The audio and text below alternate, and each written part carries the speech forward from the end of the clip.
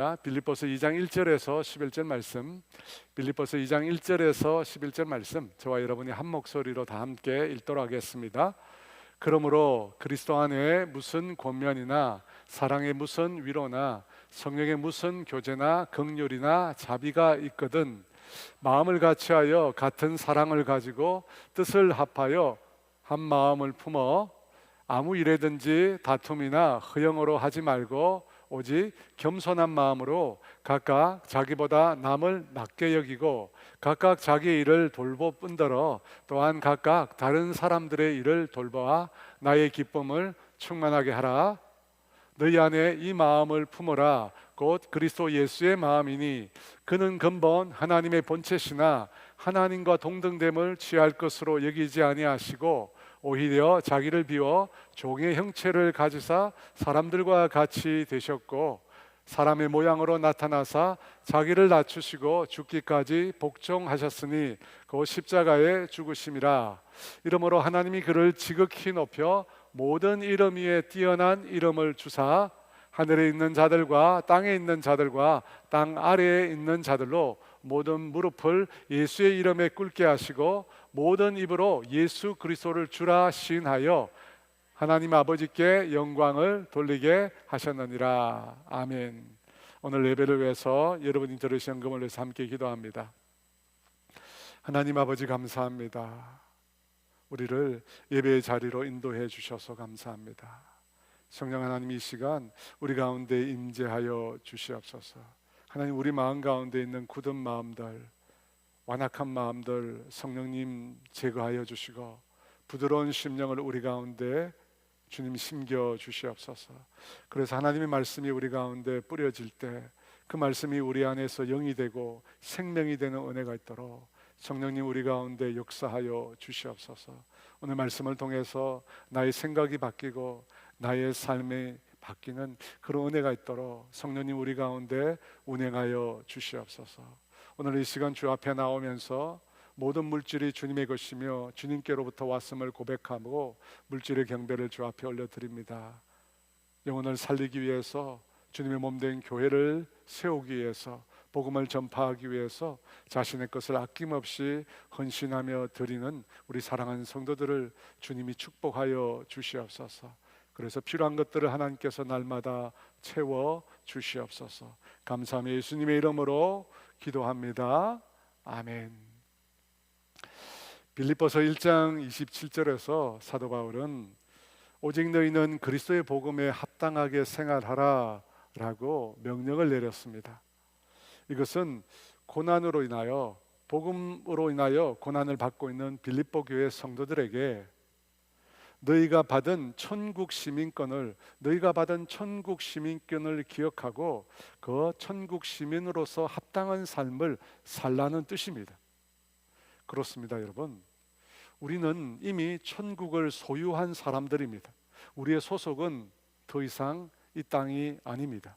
우리는 하나님께 속한 사람이며 천국의 시민입니다. 그러므로 우리가 이 땅을 살아갈 때 바로 천국 시민이라고 하는 이 정체성을 우리가 잃어버리지 말고 살아가야 하는 것입니다. 천국 시민은 어떤 사람입니까? 이 세상의 잠시 어려움, 이 세상의 핍박, 고난 앞에 쉽게 무너지지 않습니다. 왜냐하면 이 땅에서의 어떤 환난과 핍박도 우리가 가진 구원, 우리가 가진 이 구원의 영광과 비할 수 없기 때문입니다. 장차 우리에게 나타날 영광은 이 땅의 고난과 비교될 수 없습니다. 바울은 그래서 그와 같은 외부의 핍박, 고난에 당당히 맞서라고, 믿음으로 당당히 맞서라고 얘기합니다. 그것과 더불어 교회 공동체 내적으로는 하나가 되라고 말씀합니다.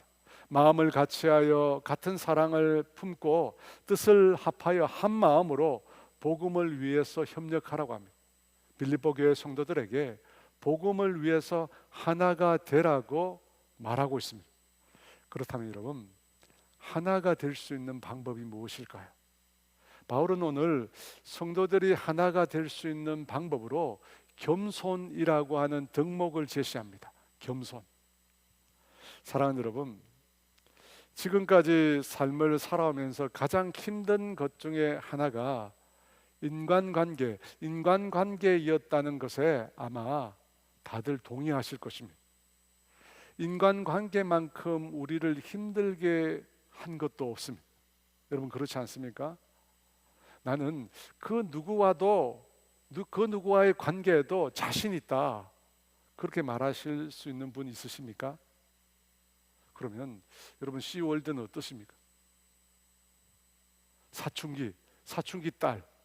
여러분 아들보다 딸이 때로 더 힘듭니다. 감당 가능하십니까? 여러분 인간관계 참 쉽지 않습니다. 그런데 그 인간관계를 성공적으로 만든 키가 있습니다. 바로 겸손이라는 것입니다. 그러면 겸손이 무엇일까요? 이 겸손이라고 하는 말의 본래 뜻은 자신을 낮추는 것입니다. 자신을 낮추고 상대방을 높이는 것입니다.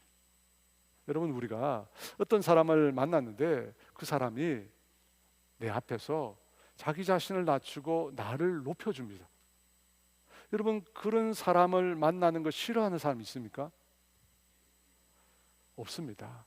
여러분 그런 사람들이 다 좋아합니다. 겸손한 사람을 만나면 우리의 마음이 편해집니다.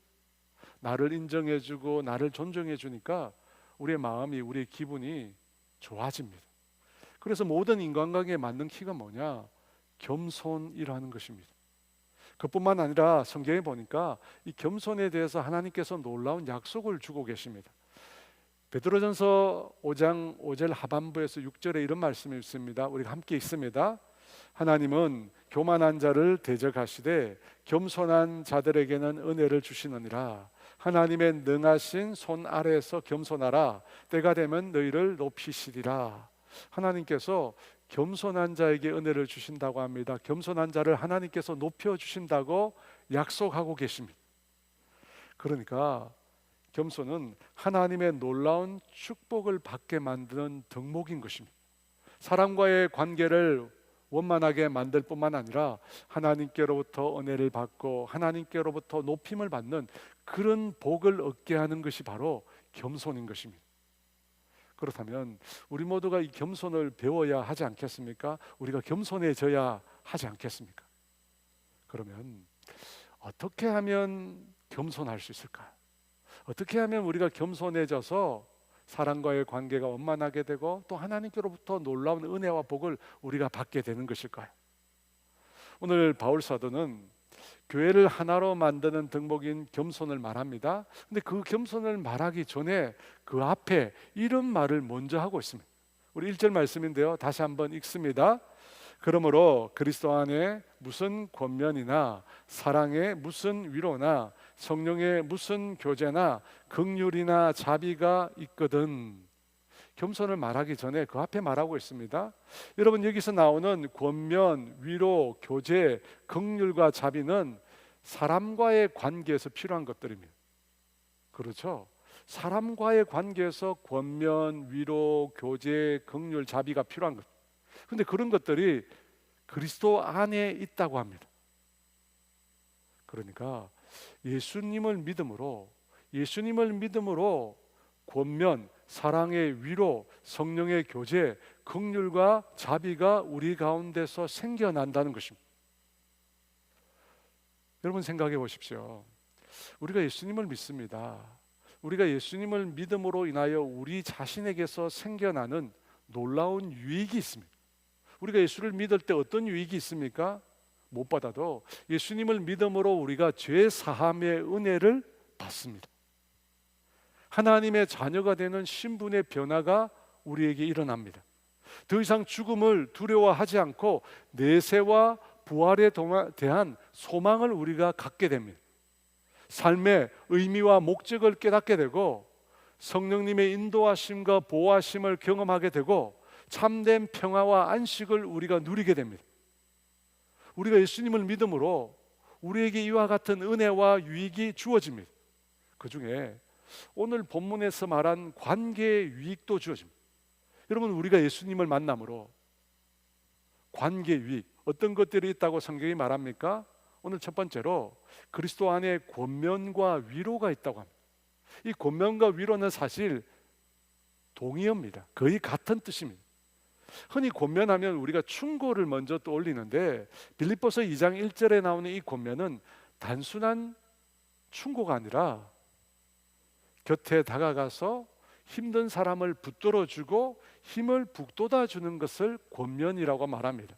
그러니까 권면은 다른 말로 해서 격려하다, 붙들어주다, 용기를 주다, 다시 일어나게 하다라는 말과 바꾸어 쓸 수 있습니다. 그러니까 쉽게 말하면 낙심한 사람을 다시 일으켜주는 것을 권면, 위로라고 말할 수 있습니다. 예를 들어 넘어졌을 때 괜찮아, 다시 일어나. 실패했을 때 나는 너를 포기하지 않아. 다시 힘을 내봐. 두려울 때 내가 너와 함께 해줄게. 내가 너를 붙들어 줄게 라고 말하는 것입니다. 이런 식으로 영혼을 붙드는 사랑의 격려가 바로 권면과 위로입니다. 그렇다면 여러분의 인생 가운데 예수님을 믿음으로 인해서 그분으로부터 권면과 위로를 여러분이 받으신 적이 있으십니까?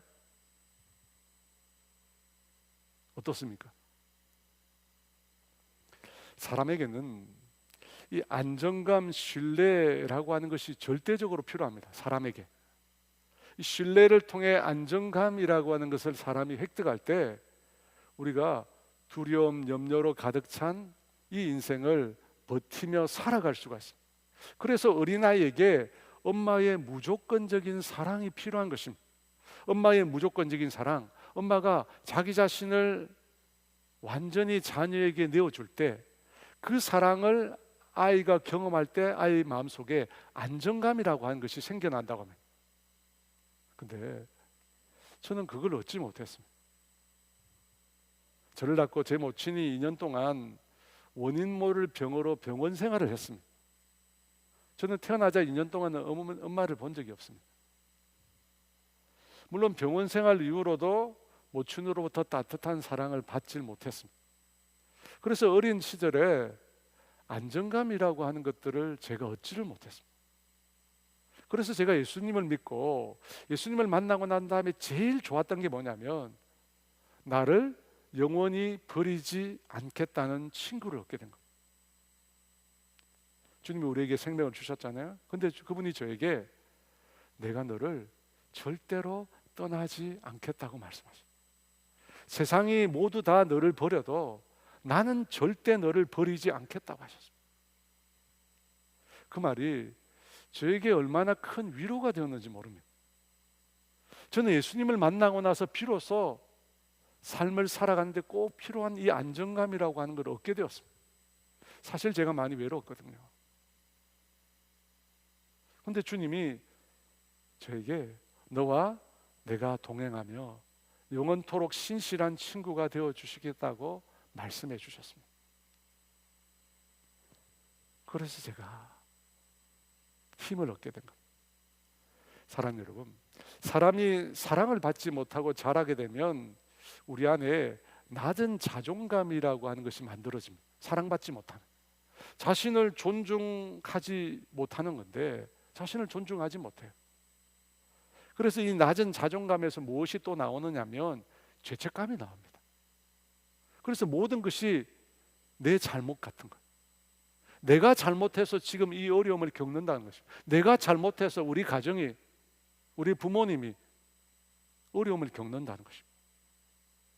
여러분, 이 죄책감이 우리의 삶에 아주 큰 영향을 미쳐요. 어떤 영향을 미치냐면 죄책감을 가진 사람들은 그 마음속에 끊임없이 내가 더 많이 수고해야 한다는 마음이 생깁니다. 내가 잘못해서 이런 상황이 되었으니까 내가 더 잘해야 돼.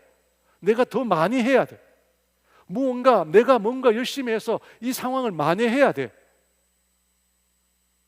잘못했다고 느낄수록, 낮은 자존감을 가진 사람일수록 더 많이 애쓰고 수고하게 됩니다.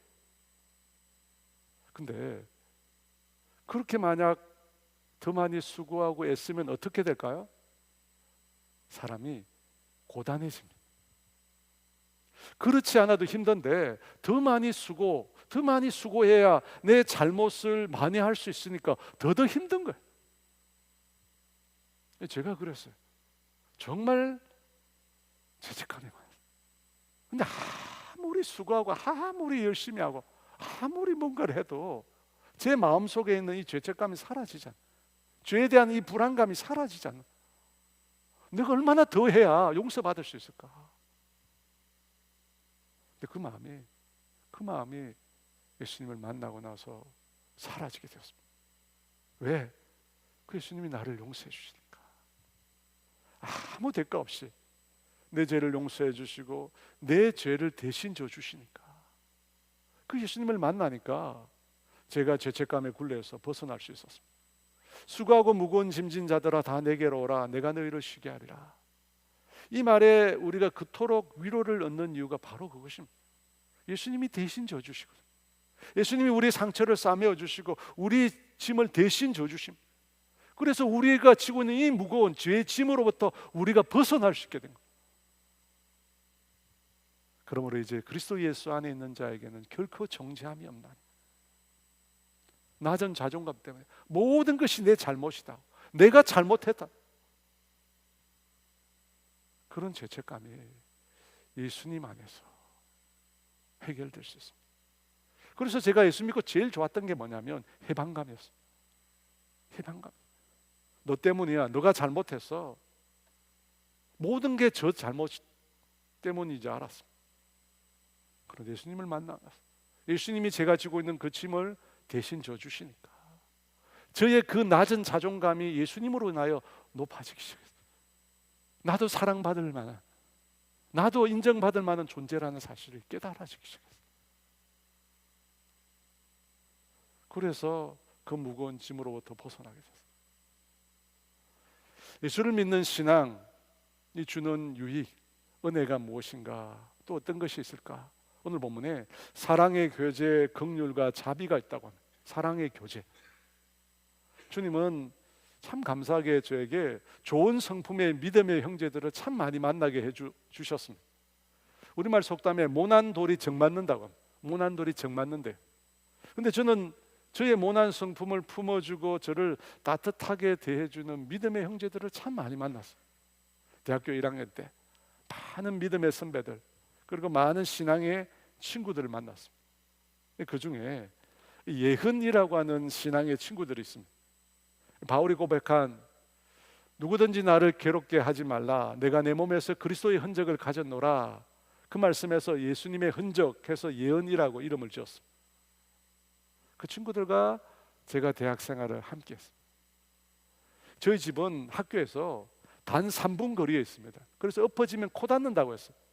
근데 저는 대학교 2학년 때 그 집을 나와서 자취를 했습니다. 친구들과 학교에서 3분 거리인데 자취를 했어요. 함께 밥을 지어 먹고 함께 자고 함께 공부하고 또 함께 모여서 찬양하고 기도하고, 신학교도 아닌데 함께 모여서 찬양하고 기도했는데 많이 할 때 3시간을 했어요. 3시간 동안 그 찬양집 처음부터 끝까지 그 친구들과 오락실 가서 함께 게임도 많이 했습니다. 예전에 오락실이었거든요. 여러분, 저는 본래 사람들과 잘 어울리지 못하는 성격의 사람입니다. 외톨이였고 모난 성품이었습니다. 매사에 그래서 부정적이고 사람들의 마음을 곧잘 상하게 하는 사람이었습니다. 그런데 제가 그 믿음의 공동체 안에서 함께 교제하면서 조금씩 사람다운 사람으로 빚어져 갔습니다. 사랑받고 사랑을 배우고 어떻게 사랑하는지를 알게 되었습니다. 지금 목회자로 살아가는 저의 모습, 그 믿음의 공동체를 통해서 많은 부분 형성하게 되었습니다. 그래서 저는 처음 예수님을 만났을 때도 좋지만 다시 돌아가고 싶을 때가 언제냐고 물으면 대학교 때입니다. 믿음의 사람들을 만났을 때, 그때입니다. 여러분, 이런 것들이 바로 신앙이 우리에게 가져다준 선물입니다. 예수님을 만남으로 우리는 많은 선물을 받았습니다. 권면과 위로, 아무런 조건이 없는데, 일면식도 없는데 나에게 베풀어 주신 그런 위로들, 그리고 사랑의 교제들, 긍휼과 자비를 경험합니다. 그래서 저는 예수 믿는 게 참 좋았습니다. 지금도 좋고요. 왜냐하면 내가 예수를 믿음으로 인해서 내게 얻은 유익이 크거든요. 내가 받은 은혜가 너무 많은 것입니다. 지금 사도 바울은 그와 같이 예수를 믿음으로 우리에게 주어지는 신앙적인 유익에 대해서 말하고 있습니다. 1절에서 그런 말씀을 하셨어요. 그리고 난 다음에 그 다음에 빌립보 성도들에게 이런 권면을 하고 있습니다. 2절과 3절 말씀 함께 했습니다. 마음을 같이하여 같은 사랑을 가지고 뜻을 합하여 한 마음을 품어 어떤 일에든지 다툼이나 허영으로 하지 말고 오직 겸손한 마음으로 각각 자기보다 남을 낮게 여기고, 마음을 같이하여 이 말은 원문으로 보면 같은 생각을 가지라는 뜻입니다. 여러분 어떻게 생각하십니까? 사람이 각자 다 다르잖아요. 자라는 환경도 다르고 생각이 다 다릅니다. 그런데 어떻게 같은 생각을 가질 수 있을까요? 불가능한 일 아닙니까? 그런데 그것을 가능하게 하는 것이 있다고 합니다. 생각은 다른데 그 다른 생각을 가진 사람을 품을 수 있다는 것입니다. 무엇입니까? 겸손한 마음이라고 합니다. 오늘 제일 중요한 단어가 겸손인데요, 제가 앞서 겸손이 무엇이라고 했습니까? 자신을 낮추는 겁니다. 자신을 낮추고 다른 사람을 높이는 것입니다. 여러분, 이처럼 우리가 우리 자신을 누군가 앞에서 낮추고 그 사람을 높이면 두 사람의 관계가 어떻게 됩니까? 좋아집니다. 원만해집니다. 여러분, 처음 결혼해서 남녀가 처음 결혼해서 살면 뭘 합니까? 부부싸움을 많이 합니다. 여러분, 부부싸움을 왜 합니까? 서로가 서로를 다스리려고 하니까. 그런데 만약에 자신을 낮추고 상대를 높이면 어떻게 됩니까? 그런 다툼이 사라져. 오늘 성경은 이 겸손한 마음과 대조되는 표현으로 다툼이나 허영을 말하고 있습니다. 아무 일에든지 다툼이나 허영으로 하지 말고 오직 겸손한 마음으로 각각 자기보다 남을 낮게 여기라 말합니다. 이 다툼과 허영이 겸손과 반대되는 개념입니다. 그러면 다툼과 허영은 무엇일까요? 다툼이라는 것은 거룩하지 못한 경쟁심을 뜻하고, 허영은 자기를 과시하는 것입니다. 이것과 관련해서 우리가 꼭 알아야 될 단어가 있는데, 자존심이라는 단어입니다. 여러분, 자존심은 남에게 인정받고 싶은 마음입니다. 남에게 인정받고 싶은 마음. 그래서 다른 사람 앞에 자신을 드러내려는 마음과 관련이 있습니다. 이 자존심이 다툼과 허영과 관련이 됩니다. 어떻게 관련이 될까요? 최근에 학교에 체험학습을 두고 아주 논쟁이 뜨겁습니다. 안전상 이유 때문에 또 사고의 책임에 대한 소지 때문에 학교에서는 체험학습을 가지 않으려고 합니다. 담임들이 체험학습을 거부합니다. 게다가 체험학습을 가더라도 그걸 두고 학부모들의 민원이 끊이지 않는다고 합니다. 어느 학부모는 체험학습을 다녀온 그 학급에서 올린 학급아이 사진 200장 중에 자기 아이가 5장밖에 나오지 않았다고 담임 교사에게 항의를 했다고 합니다. 왜 우리 아이 사진을 많이 찍어주지 않았느냐는 것입니다. 여러분, 이게 바로 다툼입니다. 거룩하지 못한 경쟁심이에요. 왜 그 학부모는 그와 같은 불평을 했을까요? 200장 중에 5장밖에 나오지 않았다. 왜? 우리 아이가 무시를 당하는 것 같거든요. 다른 아이들과 비교해서 우리 아이가 사랑을 받지 못하고 우리 아이가 인정을 받지 못하는 것 같거든요. 그래서 자존심이 상하는 겁니다. 왜 우리 아이를 그렇게 대우하느냐는 겁니다. 5장밖에 안 나왔다. 이 자존심과 관련된 또 다른 단어가 있는데, 그는 자존감이라는 단어입니다. 여러분, 자존감은 남이 아니라, 다른 사람이 아니라 내가 스스로 내 존재가 소중한 존재구나라고 느끼는 감정입니다. 그래서 외부의 평가로 나 자신을 대하는 게 아닙니다. 그것과 관계없이 자신을 존중하는 것입니다. 자신을 함부로 대하지 않는 것입니다. 여러분, 이것이 자존감입니다. 근데 이 두 가지 자존감과 자존심이 서로 연관이 있습니다. 관계가 있습니다. 자존심이 높은 사람은 여러분, 죄송합니다. 다시 말합니다. 자존감이 높은 사람은 자존심이 잘 상하지 않습니다. 다른 사람이 자신을 어떻게 평가하는가 별로 신경을 쓰지 않기 때문입니다. 그래서 자존감이 높은 아이들은 자존심이 그렇게 상해하지 않습니다. 40점 받아도 자존감이 높은 아이는 찾아와서 얘기합니다. 아빠, 나 40점 받았어. 부끄러워해야 안 됩니까? 40점 받아서 당당히 이야기하면서 뭐라고 이야기하냐면 나보다 못한 애들도 많아. 여러분, 도대체 이 자신감은 어디서 나온 거죠? 자존감이 높은 거예요. 다른 사람의 평가에 그다지 신경 쓰지 않습니다. 반면에 자존감이 낮은 사람은 어떻게 됩니까? 다른 사람의 평가에 매우 민감합니다. 저는 40등을 한 적이 있었습니다. 근데 그 40등 한 성적표를 부모님께 못 보여드렸습니다. 대신에 부모님 몰래 부모님 도장을 훔쳐서 부모님 확인 도장을 찍었습니다. 그러다가 걸렸습니다. 저의 제목은 사문서 위조라고. 여러분, 제가 겸손을 말하면서 왜 갑자기 자존감을 말할까요? 자존감이 높은 사람은 자신을 낮춘다고 해서 쉽게 무너지지 않습니다. 자신을 함부로 대하지 않고 자신을 소중히 여기는 마음이 이미 그 마음 안에 자리하고 있기 때문에 자신을 조금 낮추고 상대를 높인다고 해서 별로 타격이 없습니다. 반면에 자존감이 낮은 사람은 어떨까요? 겸손하기가 어렵습니다. 이미 자신이 낮은 상태예요.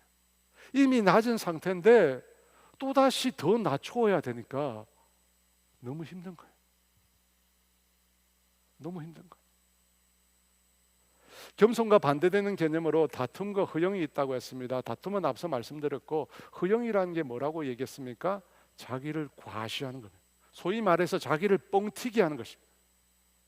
왜 사람들이 다른 사람들 앞에서 자신을 이처럼 과시하고 뻥튀기 하려고 할까요? 자존심 때문입니다. 사람들에게 인정받고 사람들로부터 존중받고 싶은 거예요. 그래서 자신을 뻥튀기 하는 거예요. 자기 자신을 들여다보니까 사람들로부터 인정받을 만한 게 없거든요. 다른 사람들이 볼 때, 나를 향해 볼 때 뭔가 경탄할 만한 거, 참 대단하다 말할 무언가가 보이지 않는 거예요. 그래서 어떻게 합니까? 거짓으로 자신을 과대 포장하는 것입니다. 그래서 한때 많은 연예인들과 유명인들이 학력을 위조했습니다. 왜 자기 학력을 속였습니까? 좀 더 능력 있는 사람, 좀 더 부러워할 만한 사람으로 자신을 포장하고 싶었던 것입니다. 여러분, 이게 허영입니다. 허영이에요. 여러분, 이 다툼과 허영, 여러분, 이 밑에 있는 근본적인 이유가 무엇일까요? 왜 사람들이 다투고 왜 사람들이 허영을 부릴까요? 근본적인 이유가 뭐겠습니까? 교만이라는 것. 교만. 타락한 인간의 본성은 스스로 자기를 높이려고 하지 절대 자기를 낮추려고 하지 않습니다. 여러분, 그게 인간의 본성입니다. 인간은 하나님처럼 되고자 해서 타락했습니다. 그 타락의 본성이 뭐냐? 근본적으로 자기를 추앙하고 자기를 높이는 것입니다. 그러면 여러분, 인간이 자기를 그렇게 높여야 할 정도로 저급한 존재로 창조되었을까요? 여러분, 그렇지 않습니다. 여러분, 인간은 매우 존귀한 존재입니다. 모든 만물 중에 오직 인간만이 하나님의 형상을 따라 지은 존재입니다. 그래서 하나님처럼 인간은 가장 존귀한 존재입니다. 그런데 문제가 뭐죠? 그렇게 존귀한 존재로 지어진 인간이 스스로 만족하지 못한 거예요. 자신의 그 상태에 만족하지 못한 거예요. 그래서 어떻게 합니까? 하나님처럼, 자신의 상태에서 벗어나서 하나님처럼 높아지려고 한 것입니다. 근데 어떻게 됩니까? 높아졌습니까? 아닙니다. 하나님처럼 높아지고자 했던 그 인간은 타락해서 하나님처럼이 아니라 저 밑으로 추락하게 됩니다. 추락하게 됩니다. 하나님의 형상을 지닌 참으로 존귀한 자의 위치에서 인간이 굴러 떨어졌어요. 그래서 이제 어떻게 됩니까? 사탄과 죄와 죽음의 종이 되었습니다. 사랑하는 여러분, 타락하여 하나님을 떠난 인생은 지금 자기 안에 있는 것으로 결코 만족하지 못합니다. 그래서 어떻게 합니까? 끊임없이 채우려고 합니다. 끊임없이 자신이 높아지려고 했습니다. 왜? 만족하지 못하거든요. 그래서 심지어 어떻게 합니까? 다른 사람의 것을 빼앗아서 자기를 채우려고 합니다. 사랑하는 여러분 보고 계시잖아요. 이 세상 사람들이 지금 추구하는 것들이 뭡니까? 이 세상 사람들이 도대체 뭘 하고 있습니까? 더 가지려고 합니다. 필요 이상으로. 자기에게 주어진 필요로 만족하는 사람 없습니다. 필요 이상으로. 내게 있는 것으로 만족하지 못하고 끊임없이 더 가지려고 합니다. 그렇게 더 가지려고 하기 때문에, 끊임없이 높아지려고 하기 때문에, 그 교만 때문에 인간의 삶의 모든 것이 파괴가 된 겁니다. 여러분, 인간관계 마찬가지잖아요. 왜 우리가 하나가 되지 못합니까? 왜 우리가 한 마음 한 뜻이 되지 못합니까? 내가 높아져야 되거든. 내가 주인이 되어야 합니다. 내가 주인이. 그래서 다투고, 그래서 자기를 포장하고, 자기를 뻥튀기 하고. 왜 그렇게 합니까? 다른 사람이 우러러 볼 수 있는 존재로 자신을 만들고자 하는 것입니다. 하지만 그렇게 뻥튀기해서, 그렇게 자신을 높이고 다른 사람 것을 빼앗아서 그렇게 채워서 여러분 채워집니까? 우리 안에 있는 이와 같은 교만을 극복할 수 있는 길이 있습니다. 그것이 무엇입니까? 겸손입니다. 겸손이에요. 다시 한번 읽어보겠습니다. 아무 일에든지 다툼이나 허영으로 하지 말고 오직 겸손한 마음으로 각각 자기보다 남을 낮게 여기고, 자기보다 남을 낮게 여기라고 합니다. 교만의 본성을 가지고 있는 인간이 그럴 수 있을까요? 여러분, 그럴 수 있을까요? 나보다 남을 낮게 여긴다고요? 가능할까요? 오늘 제가 이 겸손이라고 하는 것을 말씀드리면서 제가 오늘 2장 1절에서 먼저 무엇을 말했느냐면, 그리스도 안에서 우리가 받은 은혜, 우리가 받은 유익을 말했습니다. 예수를 믿음으로 우리가 얻은 것들이 있습니다. 예수를 믿음으로서 우리가 받은 은혜가 있습니다. 여러분, 왜 그것을 얘기했을까요? 다툼과 허영이라는 것은 결국 자기 자신에 대해서 자족하지 못해서 나타나는 것입니다. 자족하지 못하니까 더 얻으려고 싸우는 것이고, 자족하지 못하니까 더 얻으려고 자신을 과대 포장하는 것입니다. 그런데 여러분, 예수님을 믿음으로 내가 얻게 된 은혜, 예수님을 믿음으로 내가 얻게 된 은혜, 제가 설교 초반부에 얘기했는데 그 은혜들을 여러분 생각해 보십시오. 여러분은 우리가 그 은혜 가운데 있을 때, 우리가 그 은혜를 누리고 있을 때, 여러분 우리의 심정이 어떻던가요? 우리의 심정이 만족하지 않던가요? 더 뭔가가 필요하던가요? 예수님이 주는 그 사랑을 받고 있을 때, 예수님이 우리에게 베푸는 그 놀라운 은혜를 우리가 누리고 있을 때 우리에게 더 필요한 것이 있던가요? 바울은 겸손을 말하기 전에 1절에 이렇게 말합니다. 다시 한번 읽습니다. 그러므로 그리스도 안에 무슨 권면이나 사랑의 무슨 위로나 성령의 무슨 교제나 긍휼이나 자비가 있거든 예수를 믿음으로 얻게 되는 은혜, 예수를 믿게 됨으로 얻게 되는 유익, 그것이 있어야 한다. 그것이 있으면 어떻게 합니까? 겸손할 수 있다는 거죠. 예수 안에서, 예수님 안에서 그분이 베푸시는 사랑, 그분이 베푸시는 은혜, 그 안에서 내가 만족하면 더 이상 다른 게 필요 없습니다. 우리가 만족하게 되면 우리 눈앞에 보이는 그 상대를 우리가 높일 수 있습니다. 내게 부족함이 없으니까 경쟁할 필요가 없습니다. 나 자신을 뻥튀기 할 필요가 없습니다. 나는 만족하고 있으니까. 여러분, 겸손은 단순히 도덕적 태도가 아닙니다. 겸손은 그리스도 안에서 예수님으로 인하여 만족한 사람이 보여주는 삶의 모습입니다. 예수님의 은혜로 만족한 사람이 보여주는 삶의 모습이 바로 겸손인 것입니다. 자신을 낮추는 것은 성공적인 삶을 살기 위한 도덕적인 태도가 아닙니다. 자신을 낮추는 것은 예수님으로 인하여 그 영혼이 만족한 사람이 보여주는 삶의 모습입니다. 나는 예수님으로 만족한다. 다른 거 다 필요 없고 예수님으로 만족한다. 그 사람은 그 누구를 만나도 자신을 낮추고 그 사람을 높일 수 있습니다. 왜? 나는 채워야 될 게 다 채워졌기 때문입니다. 바울은 겸손을 말하면서 예수님의 마음을 품으라고 합니다. 여러분, 왜 예수님일까요?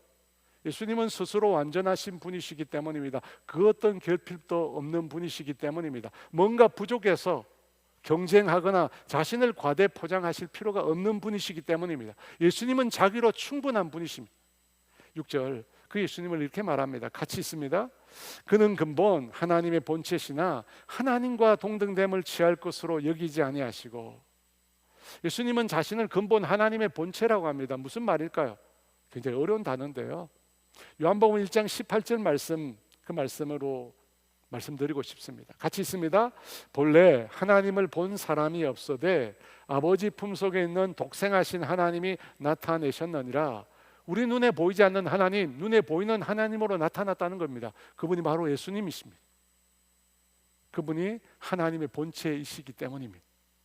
그럼에도 예수님은 어떻게 합니까? 하나님과 동등됨을 취할 것으로 여기지 않았다고 합니다. 하나님의 본체신데, 보이지 않는 하나님이 나타난 하나님인데 하나님과 동등됨을 취하지 않으셨다고 합니다. 왜 동등됨을 취하지 않으셨습니까? 예수님 자신을 우리 인간에게 주시기 위해서입니다. 우리 인간을 채워주시기 위해서입니다. 하나님의 아들이고 하나님의 본체십니다. 온 세상 우주 만물을 창조하신 분이고 온 세상 우주 만물을 지금 다스리고 계신 분이십니다. 온 세상 우주 만물을 심판하실 수 있는 유일한 분이십니다. 하나님의 영광과 권세를 다 가지신 분이십니다. 그럼에도 동등됨을 취하지 않으셨습니다. 왜 그렇습니까? 7절에 이렇게 나와 있습니다. 같이 있습니다. 오히려 자기를 비워 종의 형체를 가져 사람들과 같이 되셨고. 왜 그러셨을까요? 자기를 비우시기 위해서입니다. 자기를 비워서 우리에게 자신을 주시기 위해서입니다. 그래서 동등됨을 취하지 않으시고 인간의 형체를 입고 인간 가운데 찾아오신 것입니다. 사랑하는 여러분, 성경에 보니까 예수님은 만유, 온 세상 모든 것들이 다 담기시는 분이라고 말합니다. 온 세상에 있는 모든 것들이 예수님 안에 담긴다고 성경이 얘기합니다. 골로새서 1장 16, 17절 말씀입니다. 같이 있습니다. 만물이 그에게 창조되되 하늘과 땅에서 보이는 것들과 보이지 않는 것들과 혹은 왕권들이나 주권들이나 권세자들이나 통치자들이나 권세자들이나 만물이 다 그로 말미암고 그를 위하여 창조되었고 17절 있습니다. 또한 그가 만물보다 먼저 계시고 만물이 다 그 안에 함께 섰느니라. 세상 모든 만물이 예수님 안에 서 있다는 겁니다. 여러분, 예수님이 이런 분입니다. 모든 만물이 단지 모든 만물의 주인 정도가 아니라 모든 만물이 예수님 안에 다 담긴다고 합니다.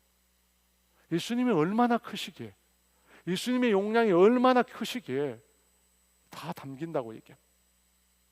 그런데 그 예수님께서 그 모든 것을 다 비우셨다고 합니다. 그 모든 것을 누구에게 주시기 위해서? 우리에게 주시기 위해서. 사랑하는 여러분, 인간은 스스로 교만해졌습니다. 자신에게 하나님이 주신 영광으로 만족하지 못하고 어떻게 해요? 더 얻으려고 한 것입니다. 더 가지려고 한 것입니다. 더 가지려고 했어요. 지금도 마찬가지입니다. 더 얻으려고 다투고 더 얻으려고 허영을 부리고 자신을 과대 포장합니다. 왜 그렇게 합니까? 더 얻으려고, 더 채우려고 합니다. 반면에 예수님은 충만에 충만으로 가득 찬 분이십니다. 부족함이 없었습니다. 근데 예수님은 가지려고 하지 않으시고 어떻게 합니까? 우리에게 부어 주시려고 합니다. 자신을 비워서 우리에게 주시려고 합니다. 우리에게 주시기 위해서 어떻게 합니까? 자신을 낮추셨다고 합니다. 자신을 낮추셨어요. 8절에 이렇게 말합니다. 같이 있습니다. 사람의 모양으로 나타나셨음에 자기를 낮추시고 죽기까지 복종하셨으니 곧 십자가에 죽으심이라. 여러분, 겸손이 뭐라고 했습니까? 자기를 낮추는 거라고 했습니다.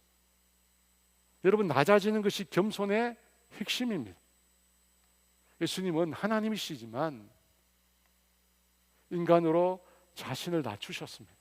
율법 위에 계신 분이시면 율법 아래에 오셨습니다. 심판을 행하실 수 있는 분이시지만 죄인처럼 순환과 십자가를 지셨습니다. 생명의 주인이시지만 죽음과 음부에 내려가셨습니다. 그렇게 자신을 낮추셨습니다. 낮추신 이유가 뭡니까? 모든 만물이 다 예수님 안에 있는데 모든 만물을 가지신 그분이 왜 그토록 자신을 낮추셨습니까? 우리에게 자신을 주시기 위해서. 우리에게 자신을 주시겠습니다. 여러분, 예수님 안에서 우리가 누리고 있는 은혜, 우리가 예수님을 믿음으로 얻는 그 유익, 예수님이 주신 거예요. 그렇게 함으로 어떻게 되셨을까요? 9절과 11절은 이렇게 말씀합니다. 여러분, 같이 있습니다. 이러므로 하나님이 그를 지극히 높여 모든 이름 위에 뛰어난 이름을 주사 하늘에 있는 자들과 땅에 있는 자들과 땅 아래에 있는 자들로 모든 무릎을 예수의 이름에 꿇게 하시고 모든 입으로 예수 그리스도를 주라 시인하여 하나님 아버지께 영광을 돌리게 하셨느니라. 하나님이 교만한 자를 대적하시지만 겸손한 자에게 은혜를 주신다고 했습니다. 그 말씀 그대로 예수님께 그대로 성취되었습니다. 사랑하는 여러분, 나를 낮추고 다른 사람을 높이는 겸손, 이것에는 놀라운 하나님의 복이 담겨 있습니다. 그런데 어떻게 겸손이 가능할까요? 우리 자신은 겸손할 수 없는 자들이잖아요. 겸손의 본성이 없습니다. 어떻게 우리가 겸손할 수 있을까요? 예수님을 통해서. 예수님을 통해서.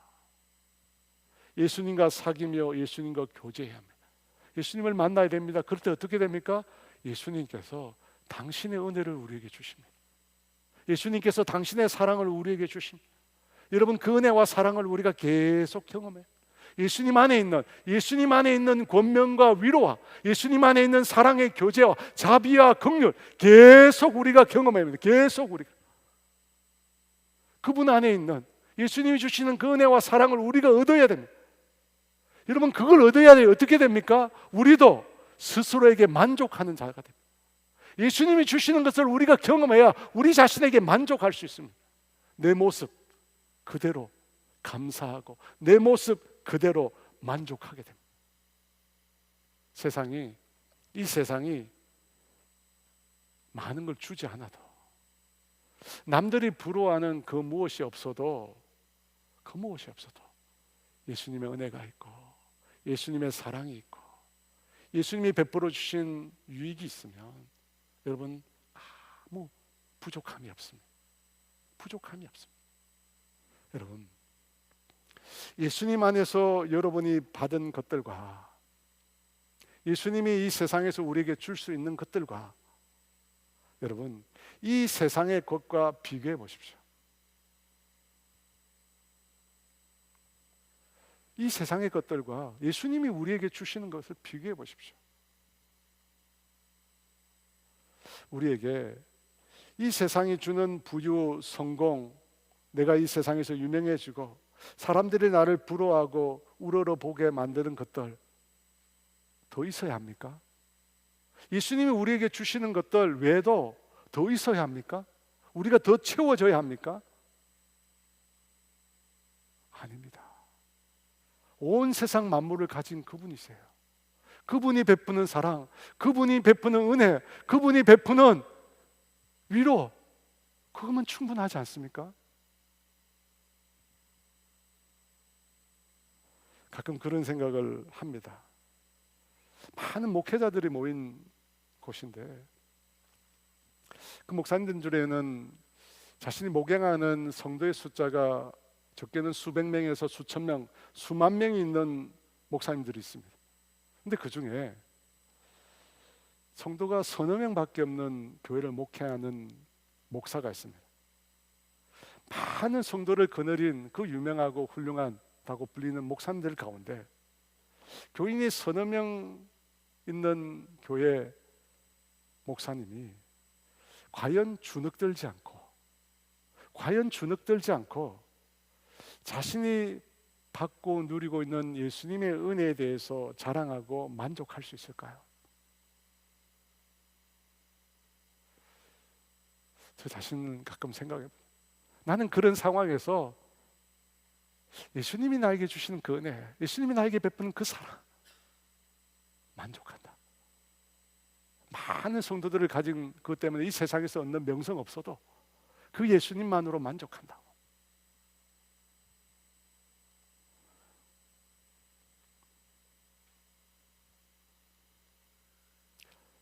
작년에 전 세계에서 가장 돈이 많다고 하는 부자가 잠실 강남에서 깐부치킨을 먹으면서 식사를 했습니다. 그때 그 장면을 보고 수없이 많은 사람들이 부러워했습니다. 사인 받으려고. 그래서 자기도 그렇게 되고 싶어서 그 깐부치킨 많이들 드셨잖아요. 예수를 믿는 우리에게 그런 세상의 명성, 북이 더 필요할까요?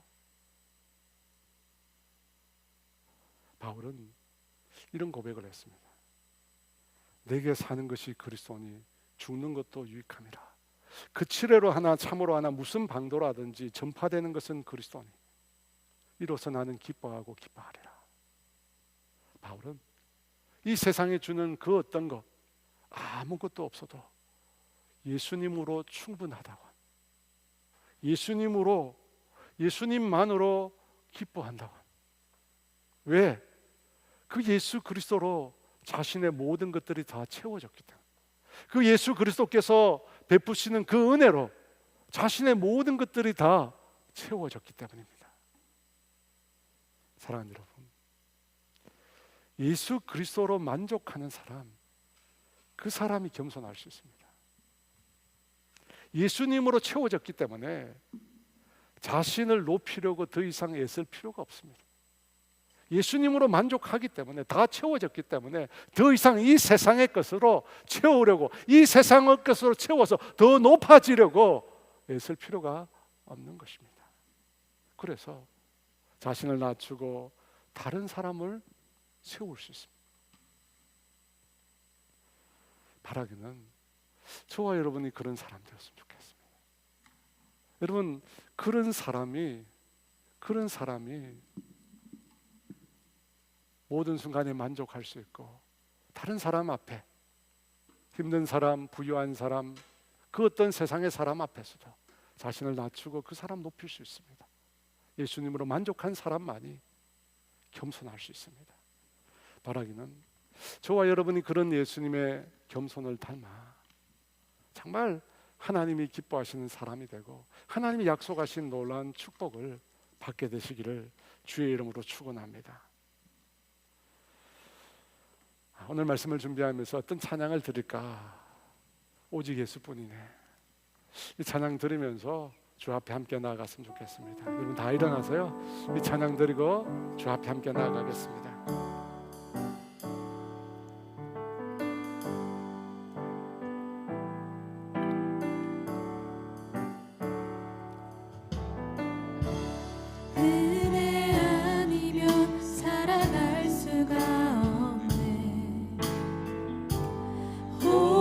마저도 다 주의 것이니 세상 평안과 위로 내게 없어도 예수, 오직 예수뿐이네.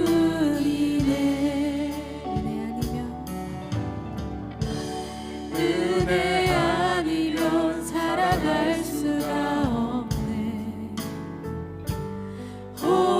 마저도 다 주의 것이니 세상 평안과 위로 내게 없어도 예수, 오직 예수뿐이네. 그 징계를 다 볼 수도 없고 작은 고난에 지쳐도 주께 묻기 나의 모든 삶 버티고 견디게 하시네. 은혜 아니면 살아갈 수가 없네.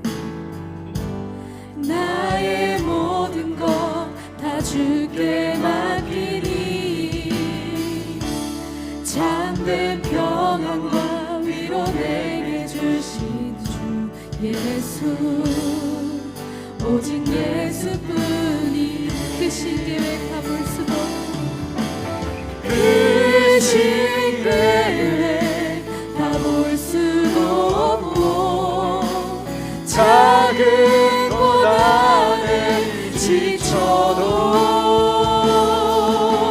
주께 묻기 나의 모든 삶 버티고 견디게 하시네. 은혜 아니면 살아갈 수가 없네. 나의 모든 것 다 주께 맡기니 참된 평안과 위로 내게 주신 주 예수 오직 예수뿐이네. 한 아이가 여러분 앞에 서 있습니다. 그 아이가 여러분에게 그래요. 나 40점짜리야. 나 40점밖에 받지 못했어. 나 망쳤어. 나 끝났어. 아무것도 못하겠어. 그렇게 말하는 아이가 있습니다. 여러분 그 아이를 어떻게 대하겠습니까? 우리가 흔히 많이 듣습니다. 자존감이 높아야 성공한다. 자존감이 높아야 이 세상에서 성공할 수 있다. 그러면 신앙적 자존감을 어떻게 높일 수 있을까? 나는 끝났다고, 나는 40점짜리라 말하는 그 아이를 여러분 어떻게 대하는 것이 자존감이 높은 신앙의 사람으로 키울 수 있을까요? 겸손은 모든 관계의 열쇠입니다. 하나님께서 높여주신 놀라운 복을 얻게 하는 것입니다. 근데 여러분 겸손하려고 애쓰지 마십시오. 우리는 본성상 겸손할 수 없습니다. 우리가 겸손해지는 길은 예수님을 만나는 것입니다. 예수님의 권면과 위로를 받는 것입니다. 그분의 사랑을 경험하는 것입니다. 그분의 은혜로 우리 자신을 채우는 것입니다. 여러분 그 아이에게 얘기하세요. 괜찮아. 너 속에 있는 분은 이 세상 만물의 주인이신 예수님이시여. 이 세상의 모든 것을 가진 그 예수님이 너와 함께 하셔. 끝난 게 아니야. 그 예수님이 너를 이끌어 주실 거야. 그 예수님이 너를 붙들어 주실 거야. 좌절하지 마. 그 예수님이 너를 책임져 주실 거야. 그 예수님이 너를 지켜 주실 거야. 그 예수님 결코 너를 떠나지 않을 거야. 그 예수님의 사랑을 믿어.